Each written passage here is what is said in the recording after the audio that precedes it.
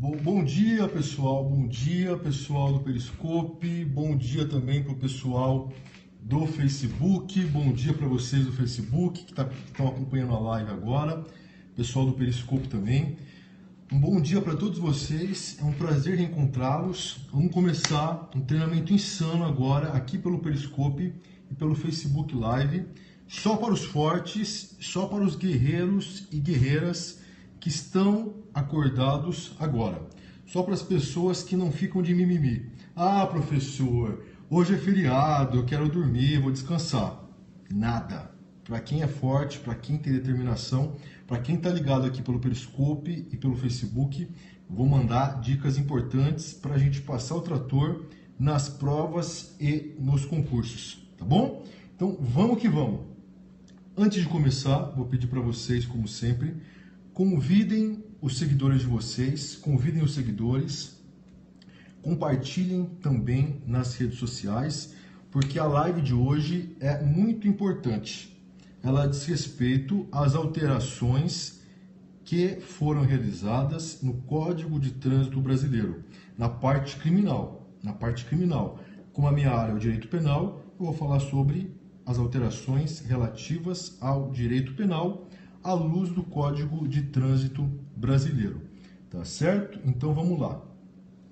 Quem quiser anotar, pega a caneta, pega o caderninho, pega as folhas de anotações e vamos escrever um pouquinho, porque com certeza essas alterações vão despencar nas provas, vão bombar nos próximos certames.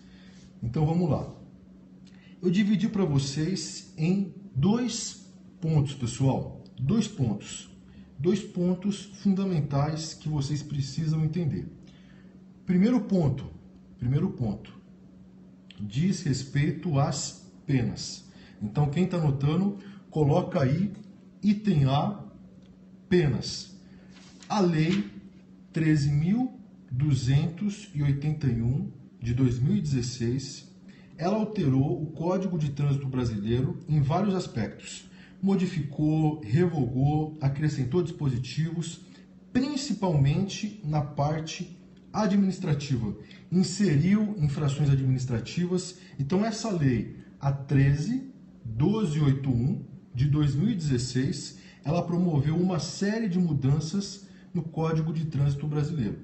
Algumas dessas mudanças começaram a vigorar assim que a lei saiu. Eficácia imediata, sem vacatio legis. Isso para uma parte dos dispositivos. A outra parte que interessa para a gente, que diz respeito à parte penal, essa parte ela sofreu vacatio legis. Ela teve que observar um período entre a publicação da lei e o início da vigência dos seus dispositivos. Um período de 180 dias. Essa vacatio legis, esse período, ele acabou ontem, terça-feira, dia 1º de novembro. Então, ontem acabou a vacatio legis e as partes que interessam para a gente, que dizem respeito ao direito penal, passaram a vigorar ontem, tá bom? Então, a partir de ontem, nós temos alterações no Código de Trânsito Brasileiro. Então, voltando. Ponto A, pena. O que essa lei alterou no Código de Trânsito em relação às penas? A alteração ela é importantíssima. Por quê? Lá no artigo 312-A, o legislador fala o seguinte: nos crimes de trânsito, ou seja, os crimes que estão lá nos artigos 302 ao 312, então nos crimes de trânsito, artigo 302 ao 312, caso o juiz venha condenar o agente pela prática de um crime de trânsito, leia-se artigo 302 ao 312. Então, se o magistrado condenar alguém por um crime de trânsito previsto em algum desses dispositivos, e se o magistrado vier substituir a pena privativa de liberdade, o que deve acontecer? O magistrado deverá observar esse novo comando, do 312-A. Lembrando que, para o magistrado substituir a pena privativa de liberdade por penas restritivas de direitos, ele deve observar sempre o Código Penal, a parte geral, lá nos artigos 43 e 44. Então, a substituição da pena privativa de liberdade por restritiva de direitos, ela é regulamentada na parte geral do Código Penal, artigos 43 e 44. Pois bem, ocorreu um crime de trânsito, o magistrado avaliou o caso concreto e, com base no 43 e no 44, ele decidiu que a substituição da pena é cabível. Então ele pega o Tício que foi condenado por um crime de trânsito, a pena privativa de liberdade, esse juiz ele pega essa pena privativa de liberdade e substitui por uma restritiva de direitos. E aqui que começa a inovação. Pelo Código Penal, no caso de substituição, o magistrado pode aplicar uma daquelas opções previstas no rol de penas restritivas de direitos. Limitação ao final de semana, prestação pecuniária, enfim. Nós temos um rol no Código Penal e se o magistrado trocar a pena privativa de liberdade por restritiva de direitos, ele escolhe aquelas penas que estão no rol. Isso é a regra geral, pessoal. Mas a partir de agora, para o Código de Trânsito Brasileiro, nós temos uma alteração importante. Se o juiz vier substituir a privativa de liberdade por restritiva de direitos, ele não tem mais liberdade para escolher a pena restritiva de direitos. Não há mais liberdade para o juiz. Ele não pode olhar lá aquele rol do Código Penal e escolher: eu vou aplicar limitação ao final de semana e vou aplicar prestação pecuniária. Não pode mais. Se for crime de trânsito e se o juiz substituir a privativa de liberdade por restritiva de direitos, ele vai ter que observar o 312-A. E o que diz o 312-A? Havendo substituição da privativa de liberdade por restritiva de direitos, o magistrado deve aplicar prestação de serviços à comunidade ou prestação de serviço a entidades públicas. Então vejam, agora é uma limitação, entenderam? Não é qualquer restritiva de direitos que o magistrado pode aplicar no caso de crime de trânsito. A regra geral não se aplica aqui. Qual que é a regra geral? Havendo substituição da privativa de liberdade por restritiva de direitos, o juiz é livre para escolher qual restritiva de direitos ele vai aplicar. Prestação pecuniária, prestação de serviço à comunidade, limitação ao final de semana. O magistrado é livre para escolher. Isso é a regra geral. Agora, no Código de Trânsito, a partir de ontem, se o magistrado decidir que ele quer substituir a privativa de liberdade por restritiva de direitos, essa restritiva obrigatoriamente terá que ser ou prestação de serviços à comunidade ou prestação de serviços a entidades públicas. Então o juiz não tem mais liberdade para escolher a restritiva de direitos. E mais, no caso de prestação de serviços a entidades públicas, o 312-A do CTB, ele elenca quais são essas entidades públicas. Ele diz o seguinte: o agente que cometeu um crime de trânsito, se ele tiver a pena substituída por restritiva de direitos, essa pena terá que ter ligação com atendimento de vítimas de acidente de trânsito. Então, se o magistrado aplica a restritiva de direitos, estabelece que esse agente vai prestar serviços para a comunidade, o que ele deve fazer? Se o magistrado aplica e decide que esse agente vai prestar serviços para entidades públicas, essa entidade ela tem que ter uma ligação obrigatoriamente com atendimento de vítimas de acidentes de trânsito. Professor, dá um exemplo.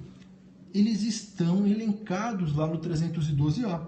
Então esse agente ele pode ser colocado para prestar serviço, para trabalhar em unidades do Corpo de Bombeiros, em hospitais públicos, em clínicas de reabilitação para pessoas que sofreram acidente. Então notem que o legislador, ele tenta alterar a questão da função da pena. Alterar como, professor? Fazendo com que o agente tenha um contato maior com as mazelas causadas pelos crimes de trânsito. Lembrem que a pena ela tem várias funções. Função de prevenção geral, especial, ela tem várias funções. Uma das funções da pena é a ressocialização do agente, de um modo que ele não volte a delinquir, de um modo que ele não volte a praticar outra infração penal. Então o legislador andou bem ao alterar o Código de Trânsito brasileiro, porque ele limita a discricionariedade do juiz. Ele diz que se o crime é de trânsito e se o magistrado resolve substituir a pena privativa de liberdade por restritiva de direitos, essa restritiva obrigatoriamente será prestação de serviços à comunidade ou prestação de serviços para entidades públicas. E quais são essas entidades? O próprio CTB elenca, como eu acabei de falar para vocês. Unidades de resgate do Corpo de Bombeiro, ou hospitais públicos, ou clínicas de reabilitação, ou outras entidades que prestem serviços para pessoas vítimas de acidentes de trânsito. Então imaginem vocês, aquele boyzinho que pegou o carro importado do pai e matou uma pessoa, aquele boyzinho, se ele vier a receber uma restritiva de direitos, o que vai acontecer? O magistrado vai aplicar esse tipo de sanção. Vou colocar lá o boyzinho para acompanhar no hospital de uma comunidade carente as vítimas de acidentes de trânsito. Então o boyzinho vai ver chegando lá, pessoa sem algum dos membros, sem o braço, sem a perna. O boyzinho vai acompanhar as tragédias causadas pelos motoristas irresponsáveis. O boyzinho vai ver pessoas chegando sem braço, com membros amputados. O boyzinho vai ter contato direto com o sangue. Ele vai sentir na pele o drama das famílias que perdem muitas vezes os seus entes queridos no trânsito. Ele vai ter contato, ele vai ver tudo isso. Então notem que essa alteração no CTB, ela tem uma finalidade pedagógica. Vamos conscientizar para que ele não volte a delinquir. Aí ele vai pensar, puxa, olha o que o meu ato causa. Olha o que o meu ato causou. Olha o que os atos iguais aos meus podem causar. Mazelas terríveis que muitas vezes custam vidas. Então, o irresponsável que vai para a balada, ingere álcool e sai dirigindo, disputando racha, entenderam? Essas pessoas com esse perfil irresponsável e inconsequente, elas precisam sim acompanhar as mazelas causadas por suas condutas. E aqui é interessante, pessoal, que as pessoas sempre falam que no direito a gente não pode falar que queria ver se fosse com você. A gente não pode usar esse argumento, queria ver se fosse alguém da sua família, queria ver se fosse com você. Então tem muita gente, né, esses super, hiper intelectuais que se acham, nossa, é um absurdo. Quando a gente utiliza um debate, na argumentação, esse argumento, queria ver se fosse com você, queria ver se fosse com a sua família. Isso não é argumento, isso não é jurídico, isso não é argumento de persuasão, então tem todo aquele blá blá blá. O legislador, ele traz à baila essa questão. Vamos colocar o agente para ter contato com o problema, para ele sentir na pele, para ele ver como que é. E isso é correto, é certo, pessoal. A gente não pode afastar o direito da sociedade. O direito, ele acompanha a sociedade. Não há como a gente se colocar no pedestal e querer que o intérprete seja retirado da sociedade.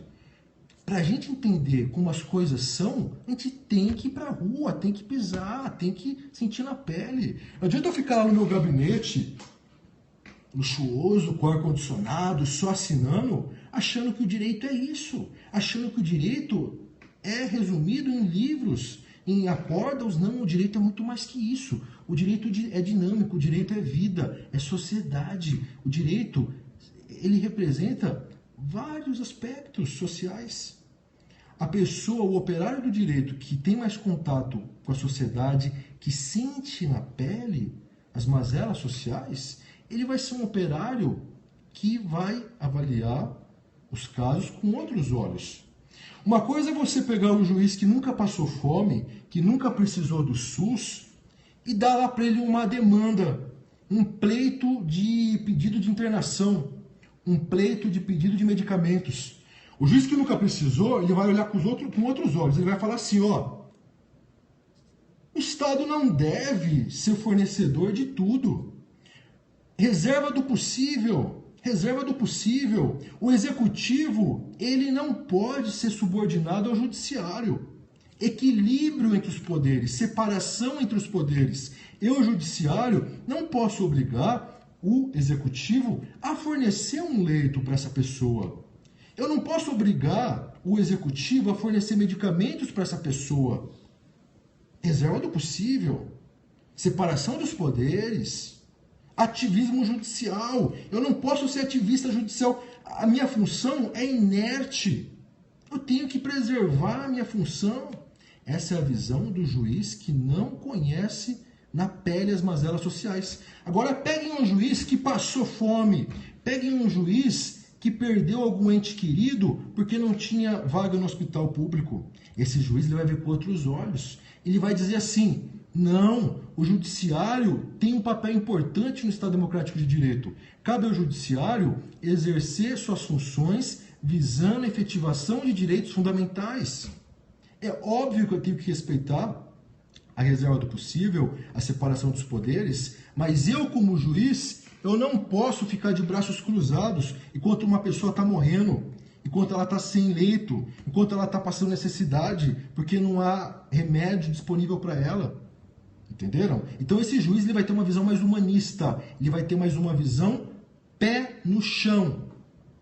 Entenderam? Porque ele sabe se colocar no lugar da sociedade. Ele sabe avaliar com olhos mais transcendentes. A visão dele não é uma visão que foi forjada, que foi criada, que nasceu em um gabinete, no pedestal, na redoma. Ele é um juiz de sociedade, ele é um juiz de rua, ele tem consciência do papel que ele exerce na sociedade. E isso vocês podem aplicar para todos os ramos do direito, para todos os operários do direito. Não só juízes, mas também promotores, delegados, juízes, esse pessoal que não sabe como as coisas são na prática, eles têm essa tendência de viver no mundo das ideias. É a alegoria da caverna do Platão. Ele vive na caverna dele, lá tudo é perfeito, o meu carro é blindado. O delegado acha que se a pessoa furtou uma barra de chocolate de R$3, cadeia nele. Ninguém mandou furtar, cadeia nele. Então vejam, o enfoque, a análise jurídica depende sim de experiências, a questão do empírica, a pessoa saber como as coisas são, ela ser realista, pés no chão, não viver só no mundo do jurídico. O jurídico é muito importante, mas as coisas são como elas são. E para a gente conhecer isso, tem que ter os pés no chão, tem que ter experiência, entenderam? Então esse argumento para mim nunca colou. Eu não posso dizer no debate para a pessoa se colocar no lugar da outra. Claro que eu posso. Claro que eu posso. Eu só vou entender um problema social, eu só vou entender uma questão jurídica a partir do momento que eu sei a gravidade do problema social. Se eu não sei a gravidade, eu não vou entender. Eu não vou conseguir julgar, não vou conseguir avaliar, não vou conseguir aplicar a lei. Isso não quer dizer que eu vou ser imparcial. Isso não quer dizer que eu vou ser movido pelas vozes do povo, que eu vou ser populista, que eu vou ser midiático. Não quer dizer nada disso. Quer dizer apenas que eu sou um ser humano, que eu reconheço o meu papel, mas eu sei que é importante conciliar direito e realidade. Entenderam? Então, essa alteração no Código de Trânsito Brasileiro é um exemplo disso. Vamos trazer os infratores para perto dos problemas. Vamos colocar eles nos hospitais, vamos colocar eles para acompanhar os bombeiros, vamos colocar eles para acompanhar as clínicas de reabilitação, a pessoa que ficou paraplégica. Será que eles não vão pensar mais? Puxa, e se fosse eu? E se alguém, se algum vagabundo tivesse causado esse problema em mim, como que eu ia me sentir? Então eu não posso causar a outras pessoas o que eu não quero que elas causem para mim. E se fosse minha irmã? E se fosse alguém da minha família? Notem que a alteração que eu estou comentando tem tudo a ver com pés no chão. Vamos sentir na pele como as coisas são. E isso tudo, pessoal, se resume naquela regra de ouro de Kant, ou para quem acredita, para quem segue, para quem gosta do catolicismo, do cristianismo, é aquela regra de ouro de Kant, de Jesus: não faça ao próximo o que você não quer que façam com você.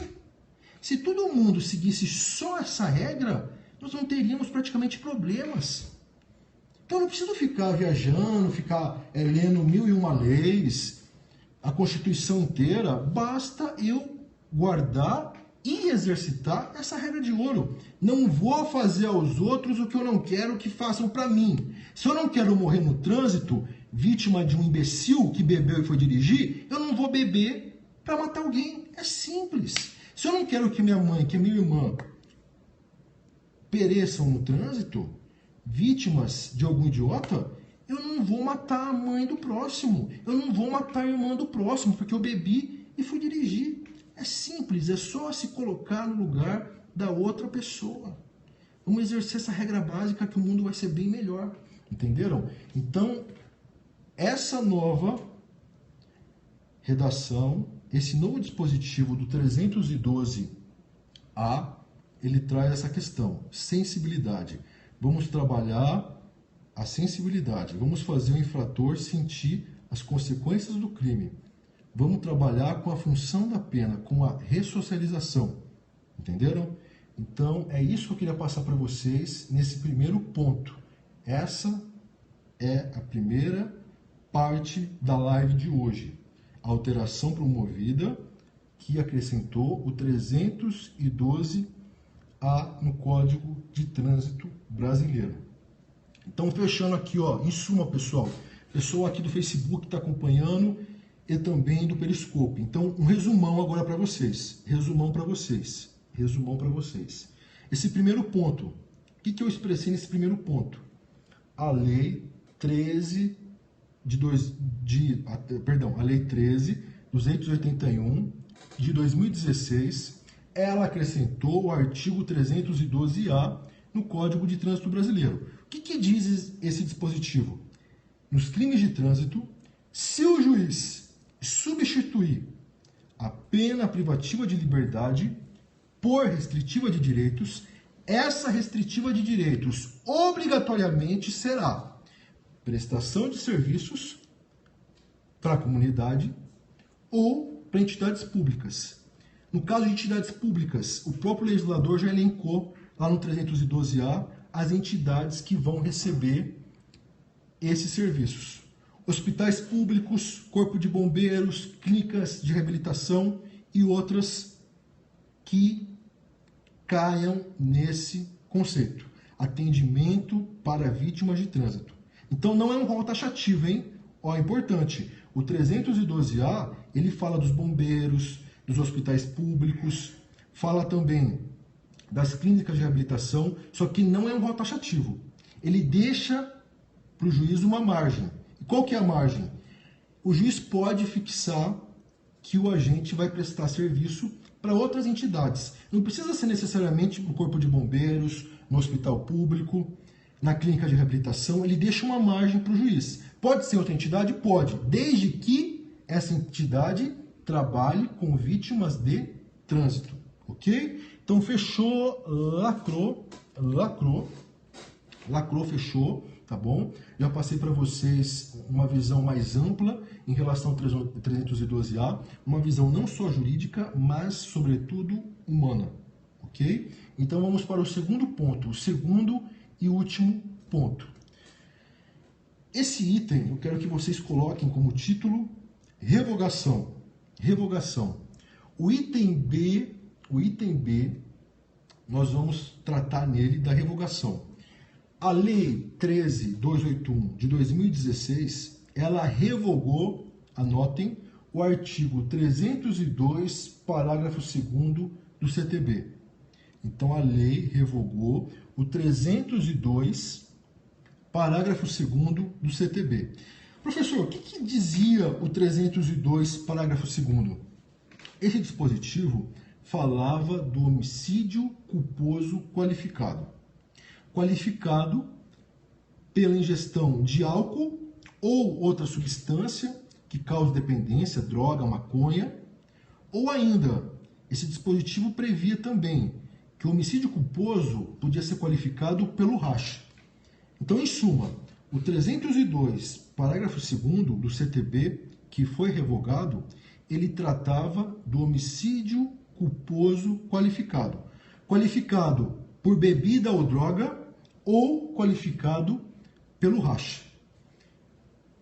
Esse dispositivo não existe mais, ele foi revogado. Então, antigamente, se a pessoa matava a outra no trânsito e havia, no caso concreto, ingestão de álcool ou racha, ela praticava homicídio culposo qualificado. Óbvio que excluída a hipótese de dolo eventual, dolo direto. Nós estamos trabalhando com a questão da culpa, ok? Então, antigamente, pelo 302, parágrafo 2º, havia a figura do homicídio culposo qualificado. E ele era qualificado pela ingestão de álcool ou droga, ou ainda pela prática de racha. Aí vocês vão perguntar para mim, professor, a modalidade qualificada de um crime, ela não é uma modalidade mais gravosa? Sim, essa é a regra geral. Eu tenho homicídio simples, com uma pena mais baixa, e tenho homicídio qualificado com uma pena mais alta. Essa é a lógica das coisas. É a normalidade do direito. Se eu tenho uma figura simples e uma figura qualificada, essa qualificada ela tem maior reprovabilidade. Logo, a sanção deve ser maior. Essa é a lógica. Só que o legislador veio no Código de Trânsito Brasileiro e acabou com essa lógica. Por quê? Porque ele estabeleceu penas idênticas. O homicídio simples do caput do 302 e o homicídio antigamente qualificado do 302, parágrafo 2º, eles tinham penas idênticas, pessoal. Olha que absurdo! O legislador cometeu um erro crasso. Pena do homicídio simples, 302 caput. Qual que era a pena? Qual que é a pena do 302 caput? Homicídio culposo simples. Qual que é a pena? 2 a 4 anos de detenção. 2 a 4 anos de detenção. Então, repetindo, ó, hoje, o 302 caput, que é o homicídio culposo no trânsito, a pena dele, privativa de liberdade, ela é uma pena de 2 a 4 anos de detenção. Isso no 302 caput. Aí nós tínhamos, antigamente, antes da mudança, nós tínhamos o homicídio culposo qualificado no trânsito, cuja pena era de reclusão de 2 a 4 anos. Então, 2 a 4 anos, nós tínhamos nas duas figuras, no caput e na modalidade qualificada. Pergunto para vocês, de que adiantava essa modalidade qualificada? 2 a 4 anos para o homicídio simples e para o homicídio qualificado. Não resolveu nada esse parágrafo 2º do 302. A única diferença era que o caput ele prevê detenção e o 302, parágrafo 2º, ele previa reclusão. Só mudava isso. É incrível, mas é verdade, pessoal. Olha que absurdo. Uma modalidade simples de um crime comparada com modalidade qualificada e nós tínhamos penas idênticas. 2 a 4 anos. Não importava se era simples ou se era qualificado. Olhem que absurdo, pessoal. Olhem que absurdo. Uma modalidade simples de um crime ter a mesma pena de uma modalidade qualificada. A única diferença era essa que eu falei para vocês. O caput fala em detenção e o 302, parágrafo 2º, falava em reclusão. Na prática, isso não muda nada praticamente. Não muda nada. Sabem por quê? Não muda nada? Porque a diferença básica entre detenção e reclusão diz respeito ao cumprimento da pena privativa de liberdade. Basicamente é isso. Uma das principais diferenças entre reclusão e detenção é a questão do regime de cumprimento de pena. Onde que eu vou começar, a quantidade da pena. Só que no homicídio culposo, no CTB, 2 a 4 anos, mesmo que o homicídio fosse qualificado pelo 302, parágrafo 2º, ainda assim, o agente podia começar no regime aberto. Há 2 a 4 anos, eu posso começar no aberto direto. No geral, eu posso começar no aberto direto. Então, a redação antiga do Código de Trânsito Brasileiro, ela era uma redação inútil no que diz respeito à distinção entre homicídio culposo simples e homicídio culposo qualificado. Uma distinção que não tinha valor nenhum. E aí nós tínhamos, pessoal, algumas polêmicas. Pergunto para vocês, vamos tentar trabalhar essa polêmica que é importante, ela pode ser cobrada ainda. Pergunto para vocês, vamos participar aqui, ó, pessoal do Face e pessoal do Periscope. Vamos tentar raciocinar o seguinte. Vamos voltar então no passado, vamos voltar na época que o 302, parágrafo 2º, ainda vigorava. Vamos voltar nessa época. Nessa época nós tínhamos o 302, parágrafo 2º, falando do homicídio culposo qualificado por racha. 302, parágrafo 2º. Homicídio culposo no trânsito qualificado pelo racha. Tá ok. Pena, reclusão de 2 a 4 anos. Fechou. Só que lá no artigo 308, parágrafo 2º, eu tenho uma modalidade qualificada de racha. Lá no 308, parágrafo 2º do CTB, o legislador fala que se do racha resultar morte, se o agente não quis nem assumir o risco de produzir a morte, eu tenho um racha qualificado pela morte. Eu tenho um crime pré-terdoloso. Eu tenho dolo no racha e a culpa no resultado consequente, na morte. Lá a pena é de 5 a 10 anos. Pena de 5 a 10 anos.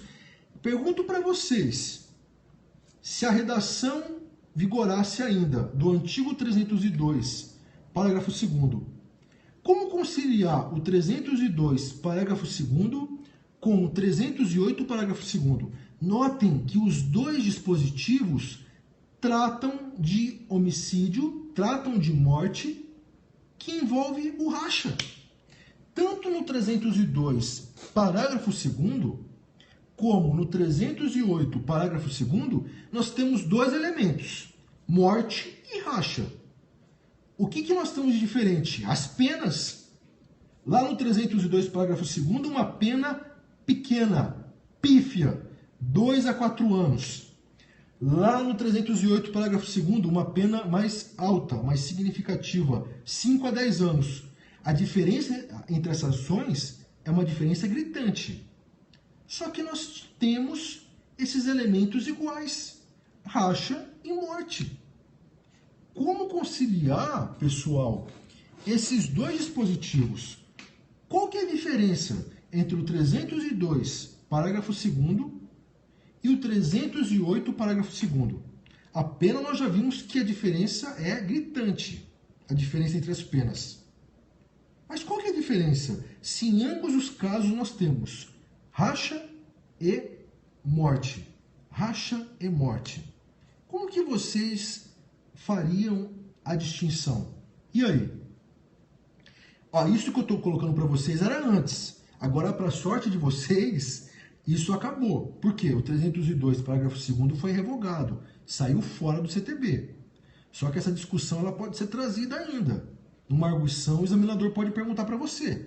a critério dele. Candidato, a antiga redação do 302, parágrafo 2º, como que você diferenciava ela do crime do artigo 308, parágrafo 2º, modalidade de racha qualificado? Como que você fazia a distinção? E aí, o que vocês responderiam? Olha que bronca para vocês resolverem. O que vocês resolveriam nesse caso? Qual que é a diferença?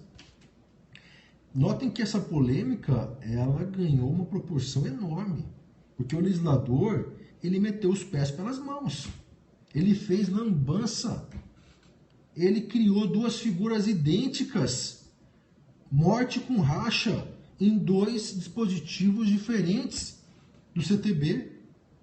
Andou mal o legislador, cometeu novamente uma falha terrível. Nosso legislador, ele legisla, mas ele não sabe legislar muitas vezes. Ele não tem técnica jurídica, ele comete erros crassos. Então pergunto para vocês, pergunto para vocês, como que vocês fariam a distinção entre o 302, parágrafo 2º e o 308, parágrafo 2º? E aí, quero ver, Samuel do Face aqui mandou o seguinte: racha só na via pública. Racha só na via pública. E aí, o pessoal do Face já participou. Cadê o pessoal do Periscope? O que vocês usariam para diferenciar o 302, parágrafo 2º, do 308, parágrafo 2º? E aí? Já vou passar para vocês a resposta. Vou passar para vocês as correntes que foram formadas na doutrina. Mas antes, eu quero saber a opinião de vocês. Para participar, tem que participar. Senão fica uma aula estática. Por quê? Só o professor fala. Então tem que ter a participação dos alunos para a gente interagir. Varia conforme o caso concreto, está muito abstrato, né? Vamos concretizar, vamos especificar. E aí? Qual que é a distinção? Como que a doutrina distingue o 302, parágrafo 2º, do 308, parágrafo 2º? Como a doutrina faz essa distinção? E aí? Ninguém mais, pessoal? Só um participante aqui do Face que conseguiu chutou a questão da via pública. Aqui também agora o Drico Rosa, 308, via pública. Quem mais? Tá 1-1 agora, hein? E tem aquela questão, né? Treinar, raciocinar quando tá tudo bem. Dia de semana, às 8 horas da noite é uma coisa. Treinar, raciocinar na madrugada de um feriadão é bem mais difícil. E é aí que a gente começa a desenvolver habilidades especiais. Treinar em condições favoráveis é facílimo. Quase todo mundo consegue. Agora, treinar em condições adversas, aí é para poucos. E são esses poucos que vão se destacar. Entenderam? O caso concreto também está muito abstrato, né? Vou falar para vocês, anotem aí. Então anotem aí, para acabar com esse mistério. Anotem aí. O que a doutrina fazia para diferenciar o 302, parágrafo 2º, do 308, parágrafo 2º? A doutrina fazia o seguinte: ela usava vários critérios. Havia opinião em vários sentidos. Vou citar para vocês uma corrente. Uma das correntes falava o seguinte: olha, se o racha que produziu a morte aconteceu em via pública, eu vou aplicar o 308, parágrafo 2º. Porque lá no 308 o legislador fala em via pública. Uma corrente dizia isso. Por outro lado, se o racha que produziu a morte ocorreu em via particular, eu vou aplicar o 302, parágrafo 2º. Porque lá nesse dispositivo não há citação de via pública. Então eu posso usar esse critério para diferenciar o 302, parágrafo 2º, do 308, parágrafo 2º. A via. Em qual via ocorreu o racha e a morte? É via pública? Sim. Então 308, parágrafo 2º. Não, é via particular. Então 302, parágrafo 2º. Esse era um critério formulado por uma parte da doutrina. Mas há um outro critério. O outro critério dizia o seguinte: vamos avaliar se houve culpa consciente ou culpa inconsciente. Se houve culpa inconsciente, que em tese é menos grave. Se essa culpa é inconsciente, vamos aplicar a pena menor. Vamos aplicar a pena do 302, parágrafo 2º, no caso de culpa inconsciente. Agora, ocorrendo culpa consciente, que em tese é mais grave que a inconsciente, nós vamos aplicar o 308, no caso de culpa consciente.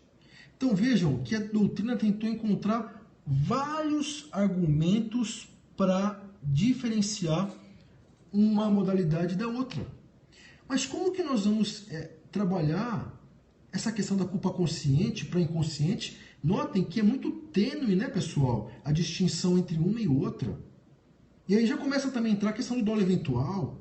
Então eram critérios que não passavam muita segurança para o intérprete. E havia ainda mais um outro critério, o critério da norma mais favorável. Qual norma que é mais favorável para o agente? 302, parágrafo 2º, óbvio, a pena é menor. Vamos aplicar a pena maior. A pena maior é do 302, parágrafo 2º. Então, basicamente, nós tínhamos esses três critérios. Distinção pela via, pública ou particular, distinção pelo tipo de culpa, consciente e inconsciente, e distinção pelo critério da norma mais favorável. Basicamente, havia esses três critérios. Agora, essa polêmica acabou. E por que acabou? Porque o 302, parágrafo 2º, não existe mais. Ele foi revogado. O 302, parágrafo 2º, não existe mais, ele foi revogado. Agora, a partir de ontem, se acontecer uma morte no trânsito decorrente de racha, e se nesse caso não houve dolo direto nem dolo eventual, eu só vou ter uma figura típica no Código de Trânsito Brasileiro, que é o 308, parágrafo 2º. Então, essa discussão que nós estamos aqui analisando, ela ficou no passado. Ela não existe mais. Porque agora eu não tenho mais os dois tipos penais em cotejo, em conflito. A partir do momento que ocorreu a revogação do 302, parágrafo 2º, só tem o 308, parágrafo 2º, para aplicar no caso de racha. Entenderam? Só tenho ele agora. Ocorreu racha e morte, não tem dolo direto nem eventual, só restou o 308, parágrafo 2º. Agora, se o motorista assumiu o risco, aí é dolo. Aí eu não aplico o CTB. Aí eu aplico o homicídio do Código Penal. Entenderam? Então agora não existe mais essa polêmica. Mas é importante vocês entenderem ela. Por quê? Porque ela pode cair na sua prova.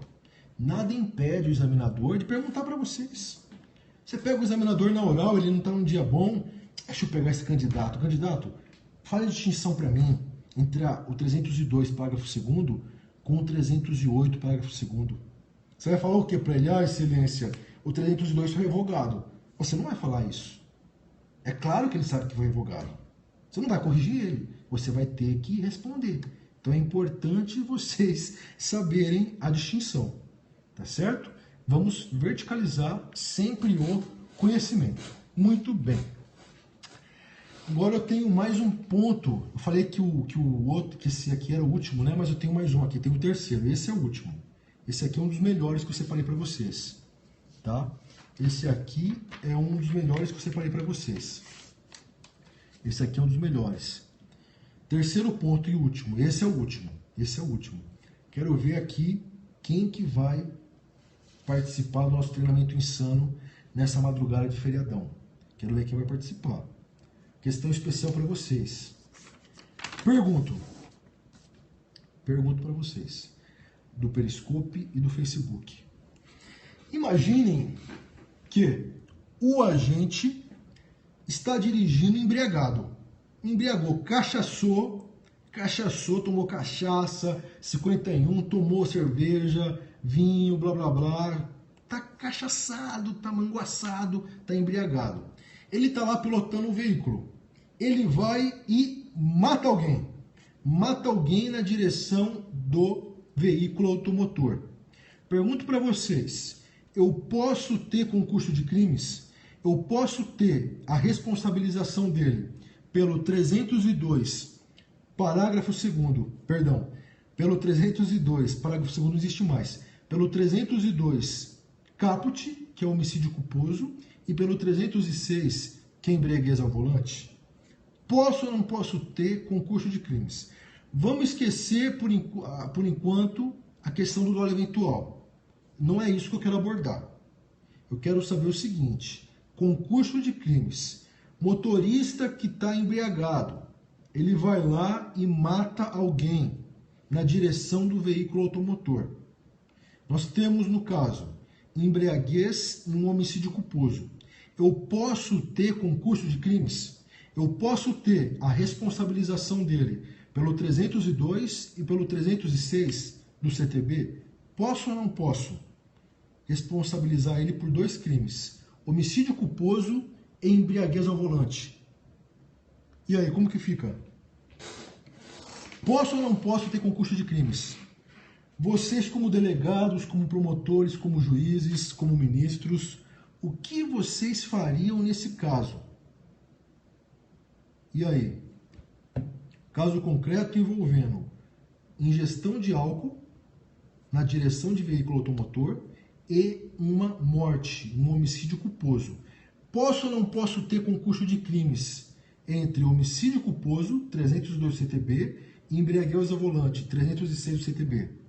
Como que fica? Ó, o Marcelo falou aqui uma coisa importante. Com a revogação, acho que sim. Marcelo pelo Periscope. E aí? Luiz do Facebook. Se a embriaguez não for elemento-chave caracterizador da culpa, pode haver. O que vocês acham? 2 colegiados, Facebook e Periscope. Quais as opiniões de vocês? Posso ou não posso ter concurso de crimes entre o 302 e o 306 do CTB?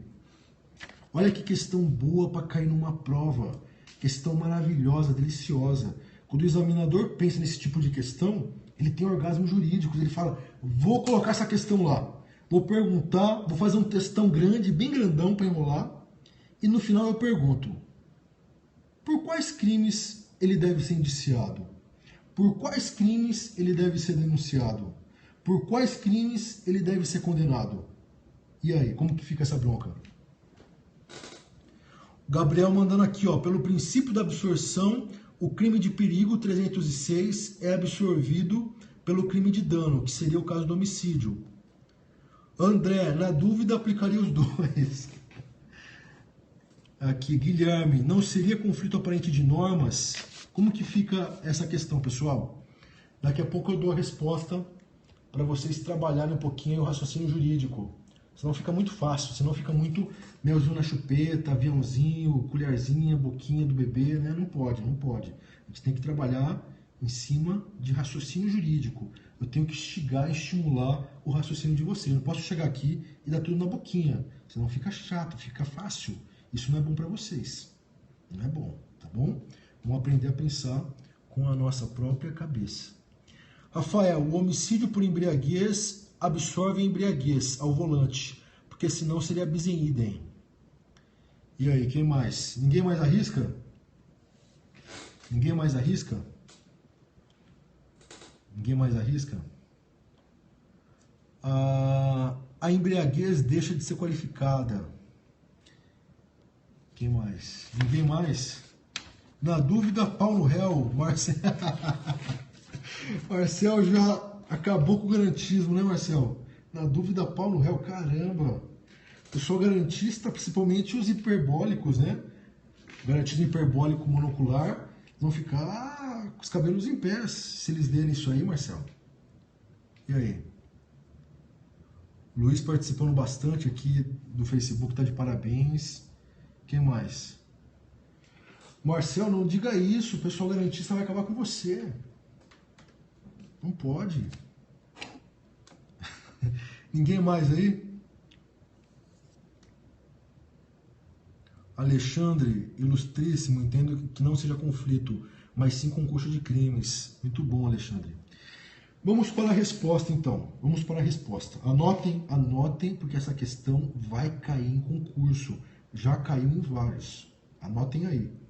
Pessoal aqui do Facebook, pessoal também do Periscope, anotem porque vai cair em concurso.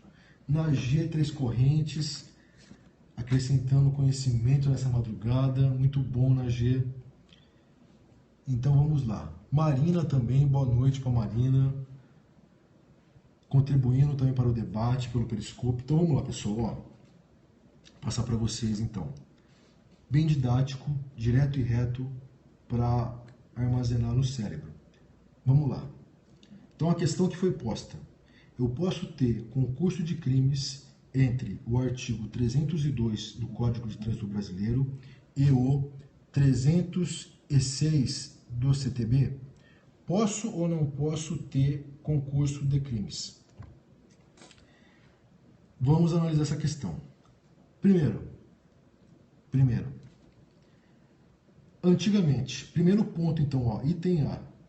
Antigamente, antes da lei que alterou o CTB, antes da lei 13.281 de 2016, antes dela, quando havia ainda o 302, parágrafo 2º, nessa época, eu não podia ter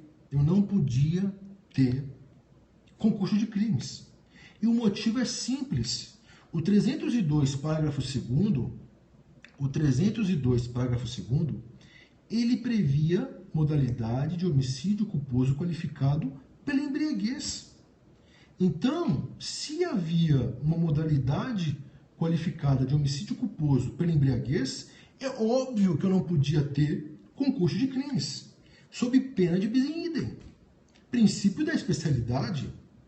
Então, antigamente, se a pessoa matava alguém na direção de veículo automotor e havia álcool no meio, eu possuía apenas um crime, e era o 302, parágrafo 2º.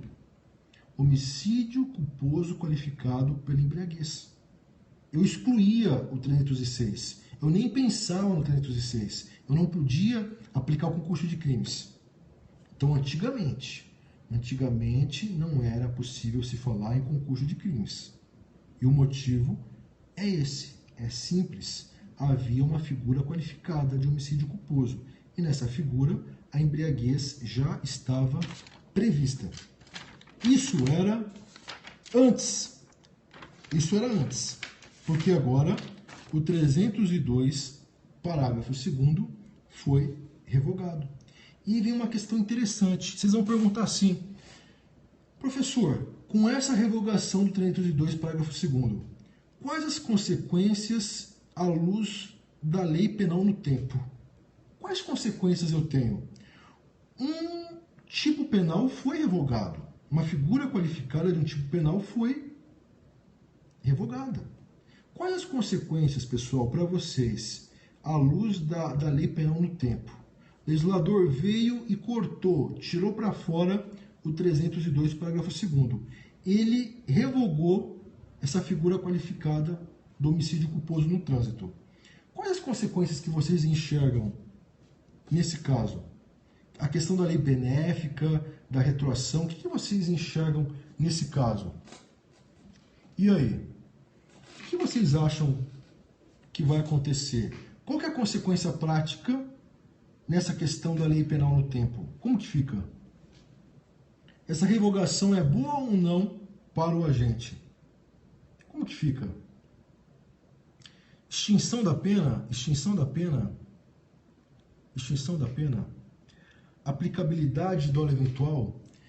Na prática, a revogação dessa qualificadora, ela não vai alterar muita coisa na questão da lei penal no tempo. Sabem por quê? Porque a pena é a mesma. A pena da figura qualificada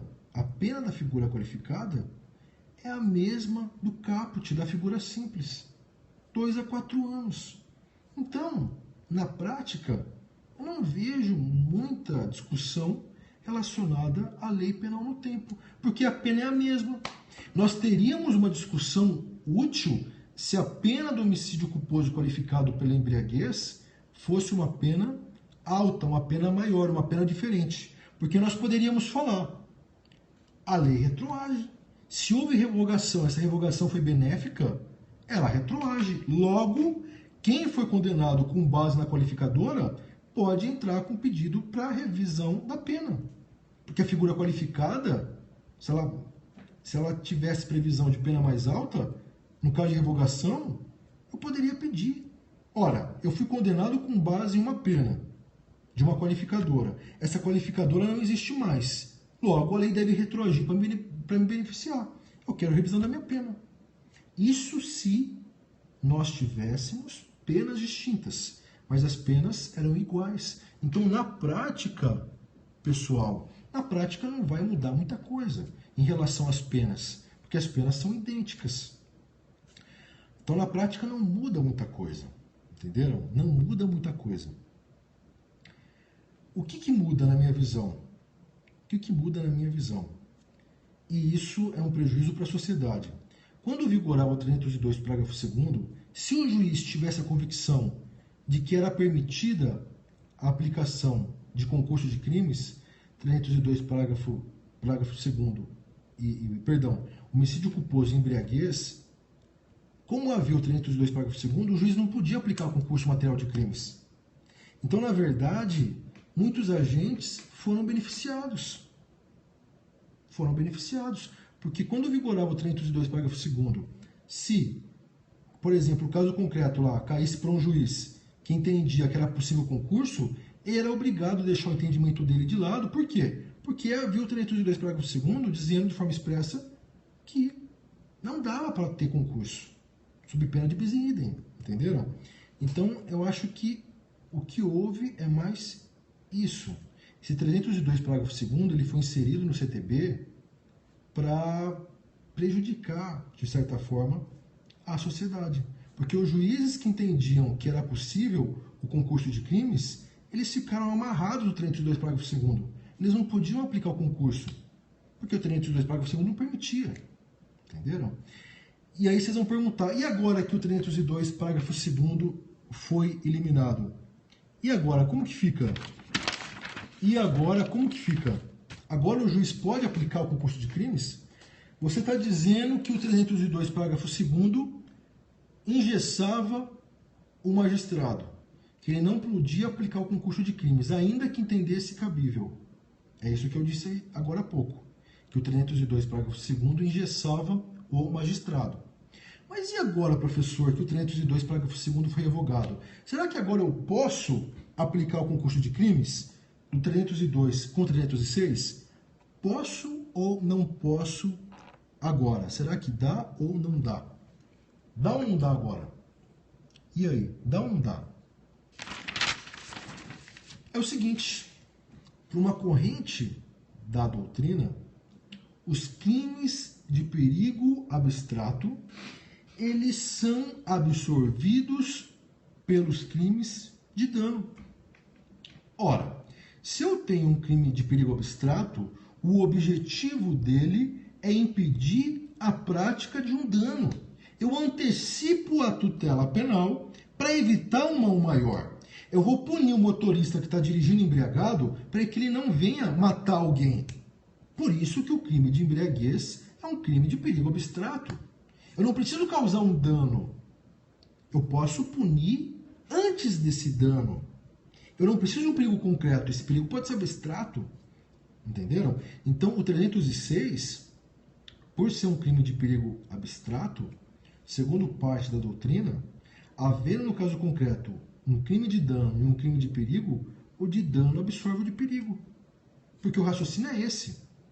Eu tenho o crime de perigo abstrato para evitar o dano. Se o dano acontece, esse crime de perigo abstrato, ele perde a função dele.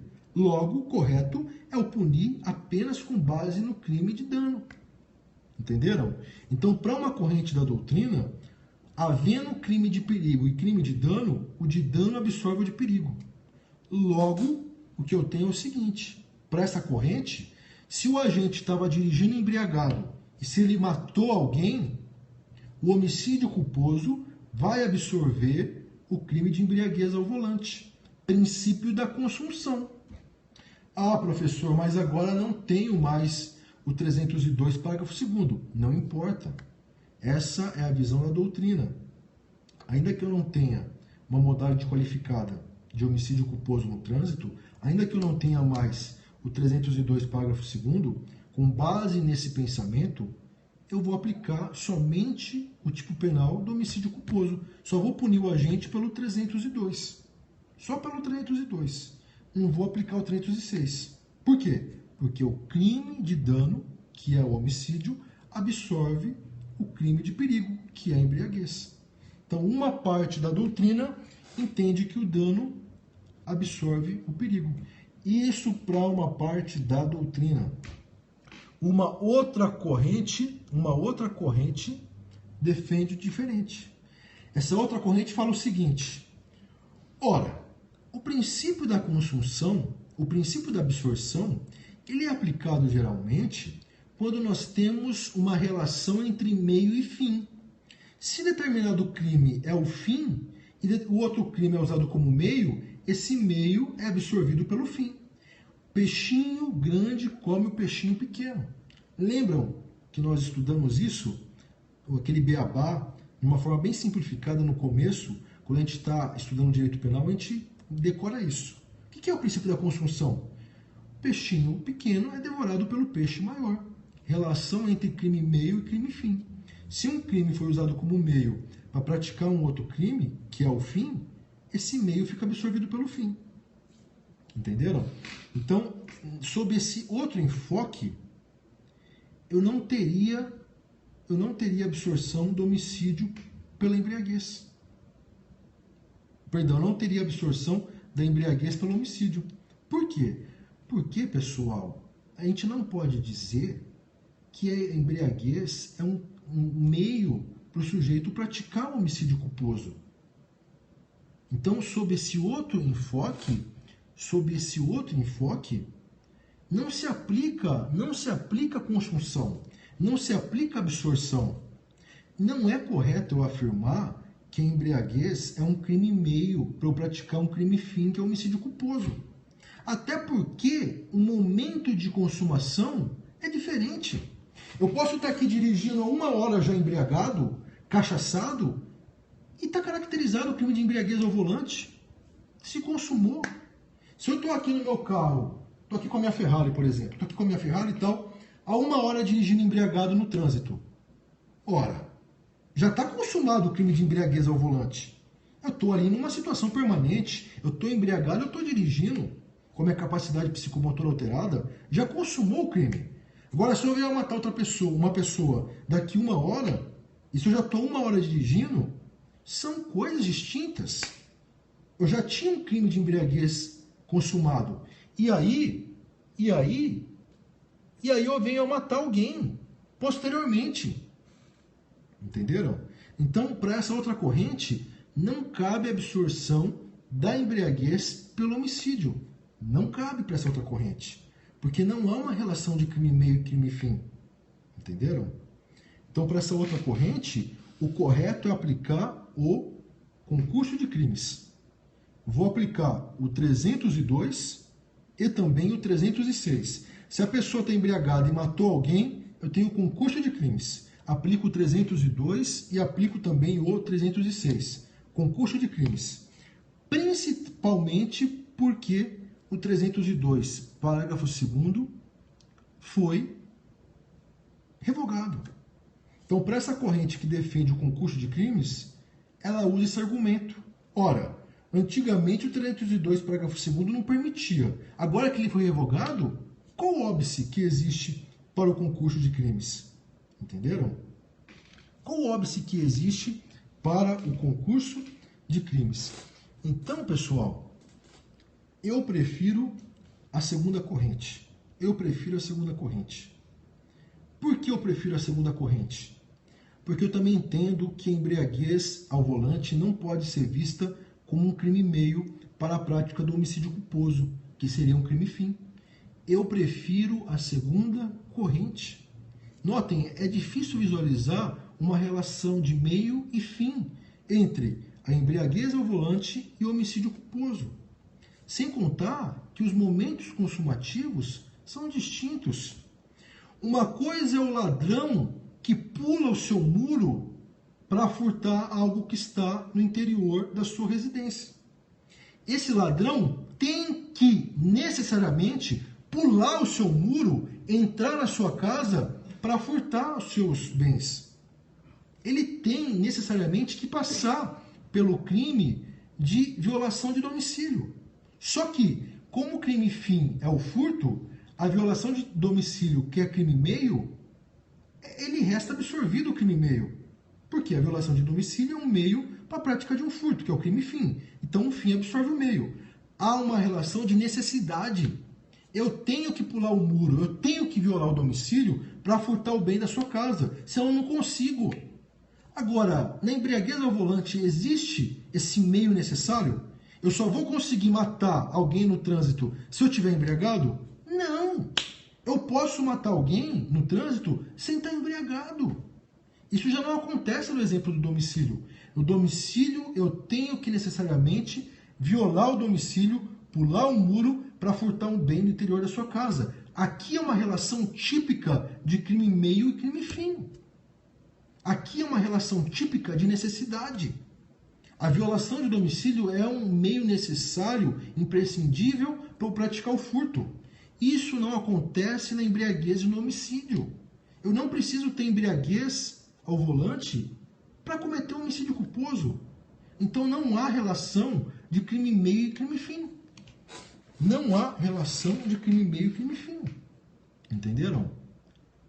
Não há a relação de crime meio e crime fim na minha visão. A gente precisa parar, pessoal, com essa mania de sempre querer encontrar mitigação.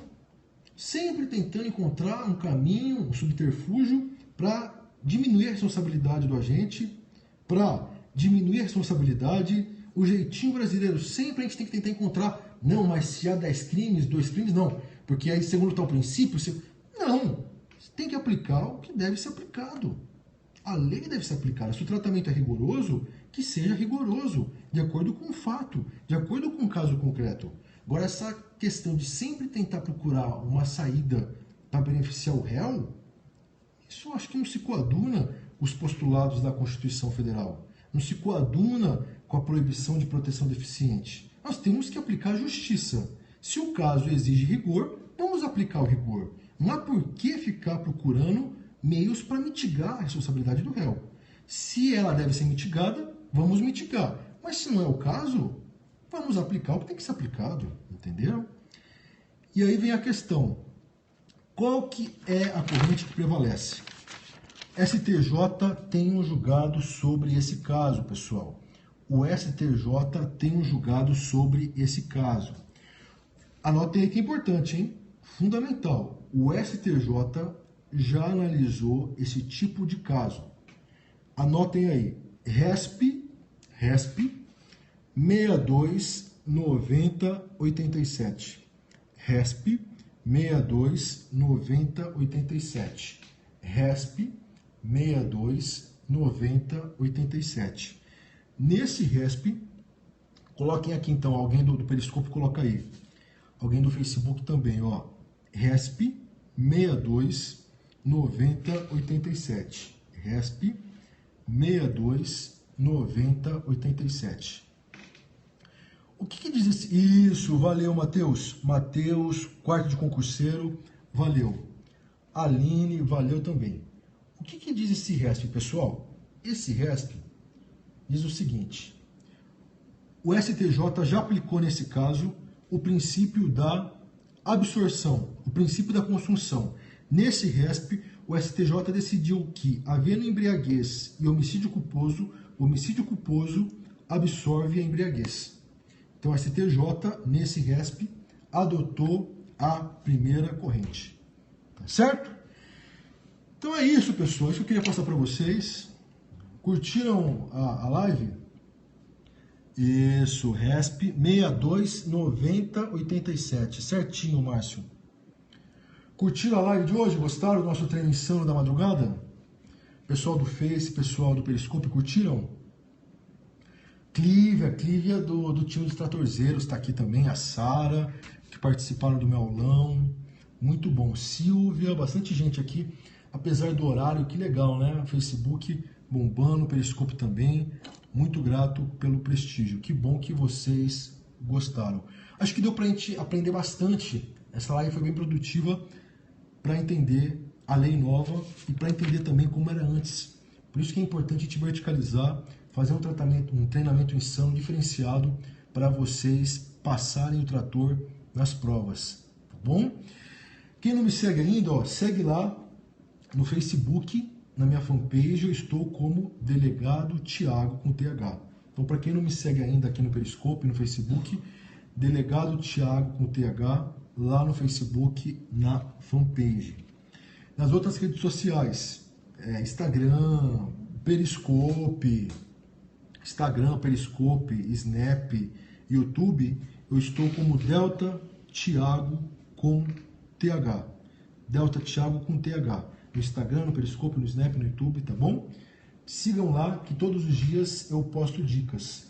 E tem também o meu grupo de estudos pelo Telegram. Participem também. Quem quiser informações, é só acessar as minhas redes, que em todas as publicações tem a explicação para entrar no grupo de estudos, tá bom? Então é isso, pessoal. Quem não conseguiu pegar agora, pega na repetição, tá bom? Então, finalizando aqui, vou desligar daqui a pouco. Fiquem com Deus, obrigado pelo prestígio. Tenham um bom feriado, aproveitem para estudar, aproveitem para... Vou me despedir aqui do pessoal do Face primeiro, que está acabando a bateria, tá bom? Então, pessoal do Face, valeu, boa noite, bom feriado, fiquem com Deus, valeu pelo prestígio, até a próxima. É isso aí, valeu. Valeu, André, Bárbara, Alessandra, Elielson, Adriana, tamo junto sempre, valeu mesmo. Pronto, encerrei aqui no Face. E agora encerrar aqui com vocês no Periscope. Valeu, obrigado pelo prestígio, espero que tenham gostado. Fiquem com Deus, bom feriado, estudem bastante e vamos passar o trator sempre. Tô vendo aqui, eu fiquei 1 hora, essa live durou 1h12. Falamos bastante, passamos o trator. Treinamento insano sempre, comigo é assim, sempre na força, na raça, sem mimimi, fazendo sempre um treino diferenciado, tá bom? Valeu, pessoal, fiquem com Deus, até mais.